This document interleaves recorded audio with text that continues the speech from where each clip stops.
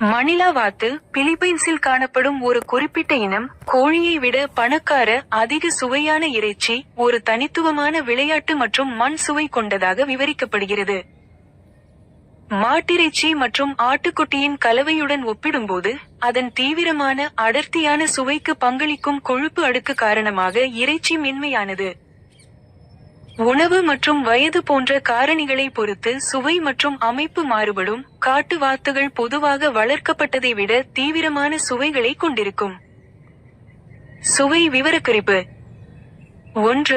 கேமி மற்றும் எர்த்தி. மணிலா வாத்து உட்பட வாத்து இறைச்சி, கோழியை விட வலிமையான மற்றும் வளமான ஒரு தனித்துவமான கேமி மற்றும் மண் சுவை கொண்டது. 2. சிவப்பு இறைச்சிக்கு நெருக்கமானது.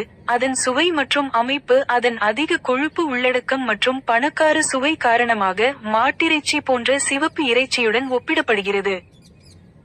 மற்றும் 3. தனித்துவமான ஆளுமை. கோழியின் நடுநிலையான சுவையை விட சுவையானது, ஆளுமை கொண்டுள்ளது. இது ஒரு தனித்துவமான சமையல் அனுபவமாக அமைகிறது. அமைப்பு மற்றும் கொழுப்பு உள்ளடக்கம். 1. மென்மையான மற்றும் கொழுப்பு. வாத்து கோழியை விட கொழுப்பாக உள்ளது மற்றும் சமைக்கும் போது அதன் மென்மை மற்றும் சுவைக்கு பங்களிக்கும் கொழுப்பு அடுக்கு உள்ளது.